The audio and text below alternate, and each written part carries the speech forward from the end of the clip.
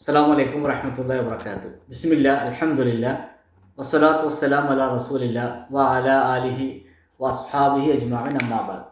പ്രിയ നിറഞ്ഞ സുഹൃത്തുക്കളെ, സഹോദരിമാരെ, വിശുദ്ധ ഖുർആനിലെ 26-ാമത്തെ അധ്യായമാണ് സൂറ അഷ്-ശൂറ.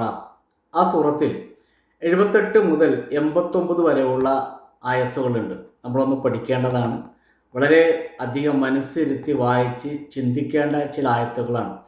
ഇബ്രാഹിം നബി അലൈഹിസ്സലാം അദ്ദേഹം തൻ്റെ ജീവിതം കൊണ്ട് തെളിയിക്കപ്പെടുന്ന ചില കാര്യങ്ങളും തൻ്റെ നാവ് കൊണ്ട് അംഗീകരിക്കുന്ന ചില വർത്തമാനങ്ങളുമൊക്കെയാണ് ആയത്തിലൂടെ റബ്ബ് സുബ്ഹാനഹു വ തആല നമ്മെ പറഞ്ഞ് ബോധ്യപ്പെടുത്തുന്നത്.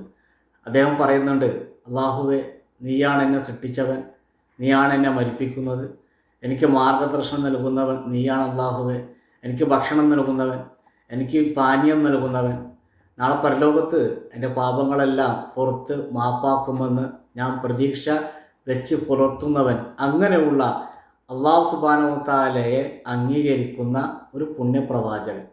ആ പ്രവാചകനെക്കുറിച്ച് ഖുർആൻ തന്നെ പറയുന്നുണ്ട്, ഇദഖാല ലഹു അസ്ലിം. അദ്ദേഹത്തോട് റബ്ബ് സുബ്ഹാനഹു വ തആല പറയുകയാണ്, അസ്ലിം, നീ കീഴ്പ്പെട്, നീ മുസ്ലിമാക് എന്ന് പറഞ്ഞപ്പോൾ ഖാല അസ്ലംതു ലിറബ്ബിൽ ആലമീൻ, ഞാൻ ഇതാ കീഴ്പ്പെട്ടിരിക്കുന്നു, ഈ ലോകങ്ങളുടെ രക്ഷിതാവായ റബ്ബിന് ഞാൻ കീഴ്പ്പെട്ടിരിക്കുന്നു. അതൊരു പറച്ചിൽ മാത്രമായിരുന്നില്ലല്ലോ, അദ്ദേഹം തൻ്റെ ജീവിതത്തിൽ കാണിച്ചു നൽകി. തൻ്റെ ജീവിതം കൊണ്ട് തൗഹീദിനെ, ഈമാനിനെ, ഇസ്ലാമിനെ, തഖ്വയെ ഒക്കെയും അടയാളപ്പെടുത്തിയ ഖലീലുല്ലാഹി ഇബ്രാഹിം നബി അലൈഹിസ്സലാം. നമ്മൾ പറഞ്ഞു വന്ന ആ 78 മുതൽ 89 വരെയുള്ള ആയത്തുകൾ, അത് ഏകദേശം അവസാനിക്കുന്ന സമയത്ത് ഇതെല്ലാം അംഗീകരിക്കുന്ന അതേ പ്രവാചകൻ അലൈഹിസ്സലാം പറയുന്നൊരു കാര്യം, അല്ലാഹുവേ, വലാ തുഹ്സിനി യൗമ യുബഅസൂൻ, പുനരുദ്ധാന നാളിൽ മനുഷ്യരെല്ലാം മരണപ്പെട്ടതിന് ശേഷം രണ്ടാമതൊരു ജീവൻ നൽകുന്ന സന്ദർഭത്തിൽ അല്ലാഹുവേ, നീ എന്നെ അപമാനത്തിലാക്കല്ലേ തമ്പുരാനെ എന്നുള്ളതാണ്. നമ്മൾ ആലോചിച്ച് നോക്കൂ. ഇതെല്ലാം അംഗീകരിച്ച് ജീവിതം കൊണ്ട് അടയാളപ്പെടുത്തിയ അതേ പ്രവാചകനാണ് പറയുന്നത്, അല്ലാഹുവേ, നാളെ നീ എന്നെ അപമാനിക്കല്ലേ തമ്പുരാനെ. ആ ദിവസത്തിൻ്റെ പ്രത്യേകത എന്താണ്? അതും അവിടെ പറയുന്നുണ്ട്, യൗമ ലാ യൻഫഉ മാലും വലാ ബനൂൻ, മക്കളോ സമ്പത്തോ യാതൊന്നും തന്നെ ഉപകാരപ്പെടാത്ത ആ ഒരു ദിവസത്തിൽ റബ്ബേ, നീ എന്നെ അപമാനിക്കല്ലേ. എന്നിട്ട് പറയുന്നൊരു വാക്കുണ്ട്, എന്താണെന്ന് അറിയാമോ? അവിടെ ആർക്ക് രക്ഷപ്പെടാൻ സാധിക്കും?